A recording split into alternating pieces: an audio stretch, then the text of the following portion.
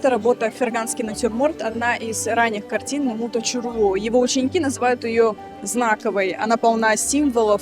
Птица в клетке – это наш народ в изгнании. Эта работа представлена в Ахмеджите в Крымско-Татарском музее на выставке, посвященной 80-летию Мамуту Чорлу. Yazık ki bugün özü ressam bizden değil, onun hayat yolu yekinledi былтыр. Milletimiz için bu pek büyük böyle bir facialı şey oldu.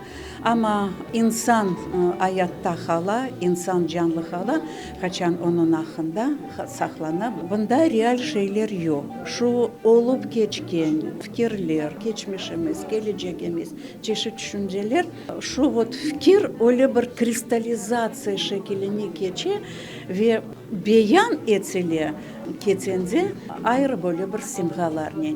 Onun için her bir resimni ustanın bu tapmaca.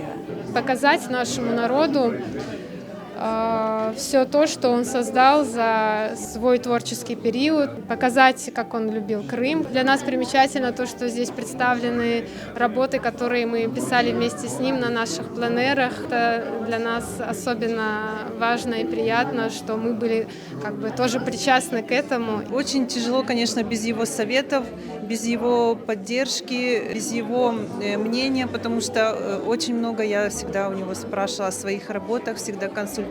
Можно сказать, что он с нуля меня обучил крымско-татарскому орнаменту.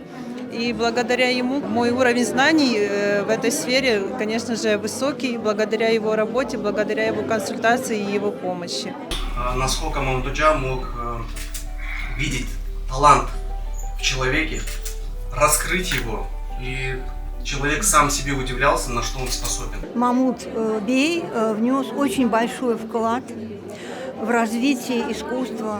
Он был настолько увлечен своей профессией, настолько он ее любил, настолько он много давал своим ученикам, что, конечно, память о нем, я так думаю, сохранится, и его работы будут еще исследоваться. Şu sergiге mutlaq bizim milletimiz kele tursun. Şu açılışı devamında şu muzeyimizin odalarında bu sergi de olacak inşallah. Mutlaq qarasınlar. Bu ustazımız evet çoktan beri namlı insan.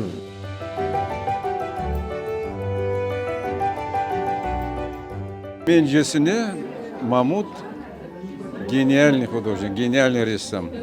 Я вот сегодня абсолютно в восторге от него. Народным художником Крыма надо его назвать, потому что это он заслуживает.